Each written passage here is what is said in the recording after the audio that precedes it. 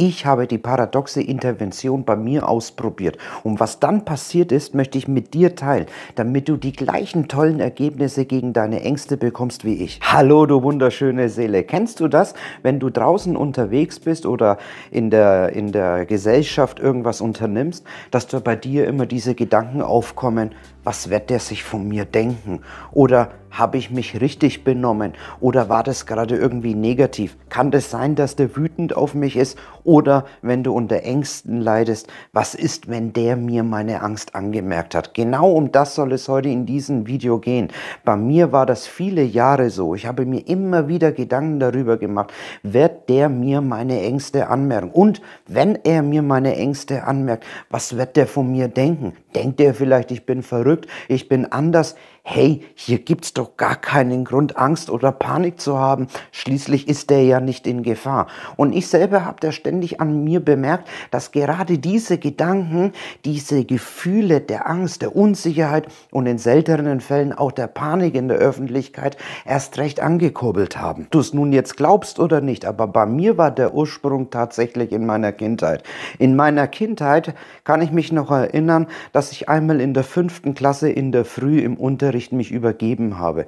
Als ich mich übergeben habe, hat die ganze Klasse furchtbar gelacht. Ich bin so rot geworden von diesem Schamgefühl und unmittelbar danach, was ich natürlich damals nicht wusste, was das ist, hatte ich eine richtig, richtig starke Panikattacke. Die war so stark, dass mir der ganze Schweiß runtergelaufen ist, ich mit meinen Erbrochenen da war und mich ausgeliefert gefühlt habe. Das Schamgefühl plus die Panik waren so stark und die Übelkeit, dass ich in dem Moment echt dachte, jetzt ist es soweit, ich sterbe, ich habe einen Kontrollverlust. Und jeder Mensch hat irgendwann mal, irgendwo, früher oder später, eine sehr, sehr unangenehme Erfahrung gemacht, dass es ihm so wichtig ist, dass die anderen nicht schlecht über ihn denken. Jetzt müssen wir aber eins bitte differenzieren. Irgendwo ein gewisser Grad ist ganz normal. Das hat damit zu tun, dass wir in der Evolution früher in der Gruppe, wenn wir ausgestoßen worden sind, nicht eigenständig überleben konnten. Deswegen haben wir heute dieses Gefühl, uns richtig anständig so zu benehmen wie in der Gesellschaft. Jetzt kennst du vielleicht den einen oder anderen, der sagt immer ganz gerade hinaus, du, mir ist das scheißegal, auf gut Deutsch gesagt, was andere über mich denken. Das hat mich noch nie gejuckt. Ich glaube nicht, dass diese Menschen zu 100% die Wahrheit sagen. Denn würden sie das tun, dann würden sie auch nicht jedes Mal, wenn einer sie freundlich um etwas bittet und er es eigentlich gar nicht machen will, es trotzdem tun. Warum tut er das? Weil er denkt, na ja, wenn ich das jetzt dann nicht mache, der hat es so nett gefragt und dann ist er böse auf mich. Du siehst also, irgendwo ist immer irgendwie ein Kern dabei, dass es uns wichtig ist, was andere über uns denken. Und das ist erstmal auch gut so. Und es ist auch in Ordnung so. Wie gesagt, das schützt uns. Im Laufe dieses Videos werde ich dir anhand meines Beispieles, meines Erlebnisses, das ich erlebt habe, erklären, wie du solche Ängste auflösen kannst und es dir dann auch so wie mir im Großen und Ganzen mehr oder weniger egal ist, was andere über dich denken. Eins mal vorweg, diese ganze Intervention, wenn man so nennen mag, wird nichts bringen, wenn du vorher nicht verstehst, dass Angst und Scham, beide Gefühle, ein Teil deines Lebens sein dürfen und auch immer da sein dürfen. Was wir nicht wollen, ist, dass sie uns behindert im Alltag und da entsteht, wo wir sie nicht brauchen. Aber wenn du diese Einstellung hast, wie ich sie früher auch gehabt habe, ich will diese Gefühle nie wieder in mir spüren dürfen, dann liegt es wahrscheinlich daran, dass du zwanghaft, würde ich jetzt einmal sagen, perfektionistisch bist und niemals draußen irgendjemand über dich schlecht denken darf. Und wenn du zwanghaft perfektionistisch bist, dann solltest du dir einmal über Zwänge dieses Video hier oben auf den i ansehen. Kommen wir einmal dazu. Es ist wichtig, wie gesagt, zu verstehen, anhand dieses Beispieles, wie das ganze Problem bei mir entstanden ist. Jetzt hast du natürlich eine andere Geschichte. Der hat eine andere Geschichte, die hat eine andere Geschichte. Das spielt aber gar keine Rolle, weil das funktioniert immer wieder. Wichtig ist nur, dass du im ersten Schritt Wenn du Angstgefühle hast, und die sind ja meistens hier oben, in den Oberbauch hauptsächlich, aber man hat ja noch ganz andere Symptome, wie neben sich stehen, Herzrasen etc., deine Gedanken bemerkst, die du über die Angst hast. Und meistens sind es ja immer solche Trigger, die diese Angstgefühle auslösen. Das kann entweder im Außen sein, was wir durch unsere 5 Sinne aufnehmen und dann ganz unterbewusst aufnehmen und dann in uns diese Gefühle und diese Gedanken herkommen. Und das ist jetzt wichtig, dass du dich da selber erkennst, welche Gedanken da auftauchen. Bei mir waren das zum Beispiel bei der Angst in der Anfangszeit, als ich nur in der 5. Klasse war, logisch, die Gedanken immer, was wäre, wenn ich mich hier erbreche? Ich habe damals eine Emetiophobie entwickelt. Wenn du Näheres über diese Störung wissen möchtest, auch ein Video hier oben auf den i. Bei dieser Angst war es bei mir immer extrem peinlich, also Schutz, also das Ergebnis Angst, Schutz vor der Scham, dass ich Scham entwickle, wenn ich mich erbreche.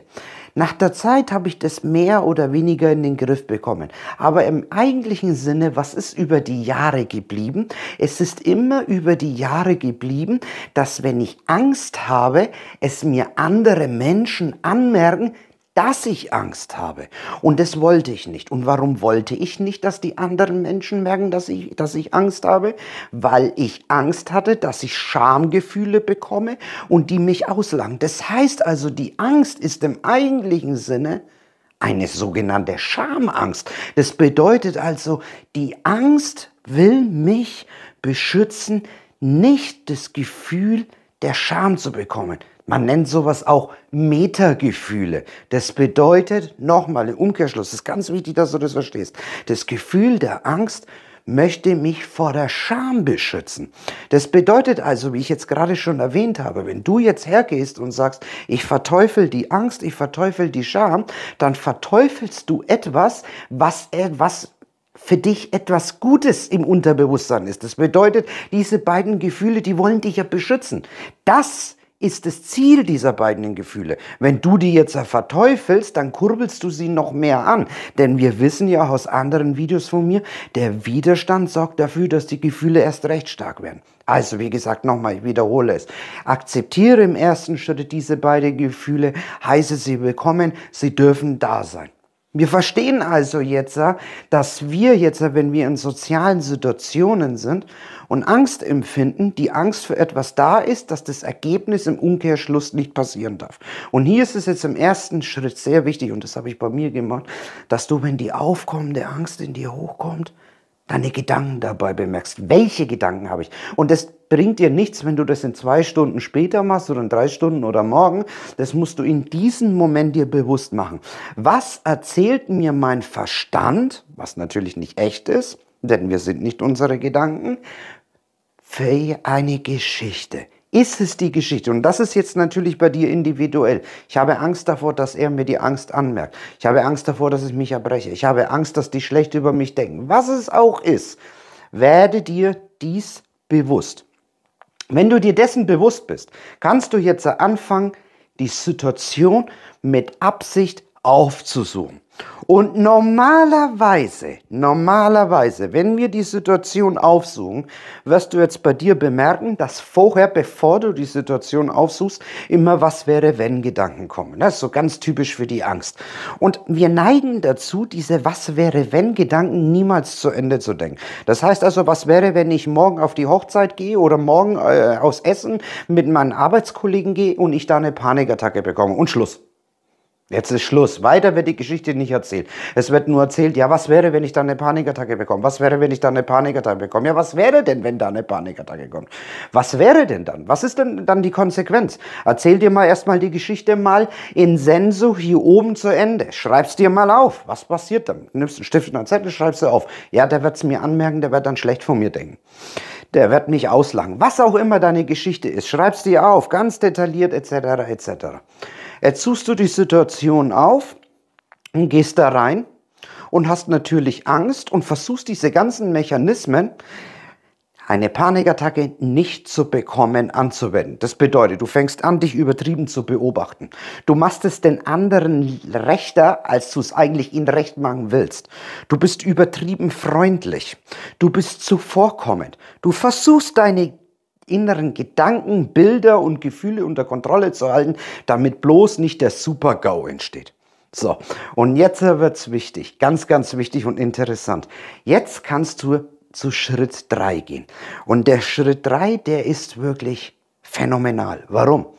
Das Einzige, was du dafür brauchst, ist Menschen, die du sehr gern hast, sehr lieb hast und die dir in der Beziehung sehr eng sind. Und da reicht nicht eine Person, sondern es sollten schon mindestens 4, 5 oder 6 Personen mindestens sein. Diese 4, 5 oder 6 Personen weist du in dein Problem ein. Das bedeutet, du erzählst ihnen von deinem Problem. Ich habe diese und diese Angst und diese und jene Gedanken kommen bei mir bei der Angst. Du erzählst ihnen von diesem Problem. Nur keine falsche Scham, sie werden das bestimmt verstehen. Wenn sie dich gern haben, wenn sie dich lieben, werden sie ganz sicher das verstehen, dieses Problem. Ist kein Problem. Ganz viele Menschen leiden unter Ängsten. Du erzählst ihnen von diesem Problem und sagst ihnen, wenn ich das nächste Mal eine starke Angst habe, starke Angstgefühle. Ich weiß, es ist von der Koordination nicht immer so leicht, aber musst du halt schauen, dass du das irgendwie hinkriegst im Umfeld. Dann möchte ich euch bitte einladen, dass ihr da seid. Wenn deine Geschichte es ist, und so war meine Geschichte auch, ich habe Angst davor, dass die mir die Angstgefühle anmerken, ich versuche das zu verhindern, dann gehst du hin und stellst dich von diesen 5 Personen hin und sagst, meine Geschichte in meinen Kopf, meine Gedanken sind gerade hier, meine liebsten Mama, Papa oder Ehefrau und Kumpel oder sonst irgendwas. Meine Geschichte ist gerade, dass ich mich furchtbar vor euch blamiere, denn ich habe Panik. Und ich habe Angst, dass ich mich erbreche, als Beispiel ist diese Geschichte. Wunderbar, phänomenal. Jetzt gehst du her und deine Verwandten, die brauchst du jetzt, oder deine Freunde, wer es auch immer ist, und die müssen jetzt Folgendes tun. Sie bitten dich jetzt, deine Angst vor ihnen voll zuzulassen und deine Gedanken zu erzählen. Ich habe Angst, dass ich mich erbreche und sonst irgendwas. Ich habe Angst, dass ich hier einen Kontrollverlust bekomme. Du stellst dich mitten in der Mitte hin und die schauen alle dir zu. Einer von den Protagonisten wird dich jetzt darum bitten, du erzählst es ihnen natürlich vorher, dass sie sagen, du sollst das jetzt alles übertrieben darstellen oder am besten so, wie du es dir vorstellst in deinem Kopf, wie es aussieht. Und du lässt zu, wenn du jetzt zum Beispiel die Gedanken hast, ich habe Angst, dass er mir das Stottern anmerkt oder ich habe Angst, dass ich zittere, dann fängst du jetzt halt eben an, deine Angst zuzulassen und fängst das Zittern an. Ja? Bist halt der Zittermeister, ne? Sage ich jetzt einmal ein bisschen so ironisch. Ja? Jetzt fängt dann einer an und sagt, ey, super, ne? Also genau paradox, ne? Das sieht ja mega aus. Und die Verwandtschaft, die Freunde, die alle dabei sind, die sollen jetzt doch mal bitte alle aufstehen, Standing Ovation und klatschen, wie toll das bei dir aussieht, dass du Angstgefühle hast und zitterst. Also jetzt ganz übertrieben oder von mir aus kannst du es auch richtig, sie darum so bitten, dass du dann da stehst und sie fangen dann das Klatschen an. Super, du hast eine Panikattacke, die sieht super aus. Ey, das sieht ja toll aus, wie du eine Angst hast. Und das führt jetzt dazu in deinem Gehirn, dass da ein Umlernprozess tatsächlich stattfindet. Ja? Der findet jetzt tatsächlich statt. Denn die Geschichte, die vorher versucht worden ist, abzuwehren, nicht haben zu wollen, führt jetzt in der Umkonditionierung dazu, dass die Personen, die das sehen, also wie du das siehst und wie du sie im Anschein, wenn dir das an dich rüberkommt, dass dieses negative Ergebnis der Scham aufgrund der Reaktionen von ihnen ausbleibt. Es bleibt aus, das heißt, die Angst wird überflüssig. Sie wird überflüssig, sie braucht dich nicht mehr von der Scham zu beschützen, weil es überflüssig ist. Man braucht sie nicht mehr. Und jetzt gebe ich dir noch einen, wie soll man sagen am besten, noch etwas drauf, das das Ganze noch maximal verstärken kann. Das ist echt super. Einer der Protagonisten, reicht, wenn es einer macht, der hat ein Handy dabei und der filmt dich. Der filmt dich dabei und der filmt das ganze Prozedere, wie sie dann auch aufstehen und klatschen und etc. Super, du hast eine Angst. Wenn die Situation zu Ende ist, schaust du dir das Video so oft wie möglich an, wie du dich von außen siehst. Wie du dich von außen siehst, wie das aussieht, wenn du diese starken Ängste hast. Und du merkst jetzt, das sieht ja gar nicht so aus, wie ich mir das immer vorstelle, dass ich mich da rumwälze, weil du siehst dich von außen, ja, weil das hier oben ist in unserem Kopf, ja, und das ist nicht so greifbar und dann siehst du das auf dem Handy. So eine Art Biofeedback, wenn man so möchte, ja. Du siehst es und du siehst, es sieht gar nicht so schlimm aus. Und du denkst jetzt, was habe ich mich da verrückt gemacht? Jetzt verändert echt, das verändert alles. Die Amygdala versteht das jetzt, ich brauche diesen Schutz vor der Scham gar nicht. Und jetzt ist es sehr, sehr gut möglich, dass noch ein bisschen was übrig bleibt. Dann kannst du das einfach ein paar Mal wiederholen. Und dann kannst du mal probieren, in vivo, also in der Echtzeit, wenn man so möchte, solche Situationen jetzt aufzusuchen, um zu sehen, was passiert, ob da jetzt überhaupt noch diese Angst kommt. Na? Und dann wirst du sehen, da verändert sich jetzt etwas. Und das hat sich auch bei mir verändert. Und wichtig ist eigentlich nur im Schritt Nummer 1, dass du diese Gedanken bei der Angst ausfindig machst, damit du weißt, was dich da erwartet. Und dann kannst du das verändern. Mich würde jetzt furchtbar interessieren, was du davon haltest, wie du das Ganze aussiehst und ob du Interesse hast, das an dir selber auch anzuwenden, so wie ich. Und wenn ja, schreib es mir gerne mal in die Kommentare. Denn Antidepressiva können es nicht immer sein.